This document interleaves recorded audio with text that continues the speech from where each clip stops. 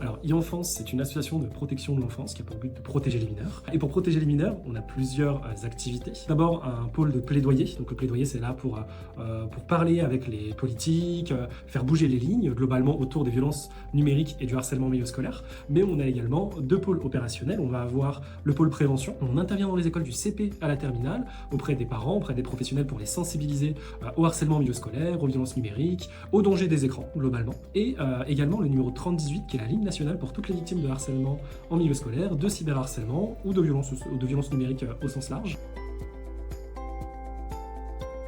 On mesure nos actions tout simplement au nombre d'enfants que l'on va voir chaque année. Ça, c'est les chiffres faciles à avoir évidemment. Nous, chez e-Enfance, on sensibilise à peu près 200 000 personnes chaque année. Donc, que ce soit des enfants, des adultes, parents ou professionnels, parce que l'éducation, c'est un triangle, il faut voir les parents, les enfants, mais aussi les pros. Donc, les enfants, c'est le plus grand public que l'on voit, évidemment. C'est notre public cible, et c'est là où on intervient beaucoup dans les écoles, dans les centres de loisirs, etc. Ensuite, on envoie des questionnaires de satisfaction, par exemple, aux établissements. Alors là, c'est l'établissement qui dit « Bah oui, j'ai bien aimé cette intervention, je n'ai pas aimé cette intervention ». Nous, globalement, ils aiment bien, beaucoup les interventions même. C'est 97% des structures qui souhaitent nous faire revenir pour l'année d'après.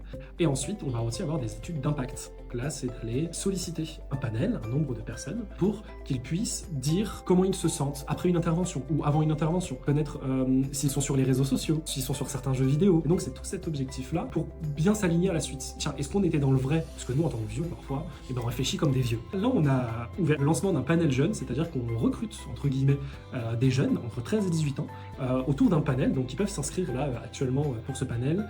Et c'est des jeunes qu'on va pouvoir rencontrer, qui seront de tout milieu, de tout type de milieu, de tout type d'âge, parce qu'ils sont entre 13 et 18 ans, pour leur donner la parole, nous dire ce qu'ils pensent, ce qui nous permettra dans le futur d'avoir une direction.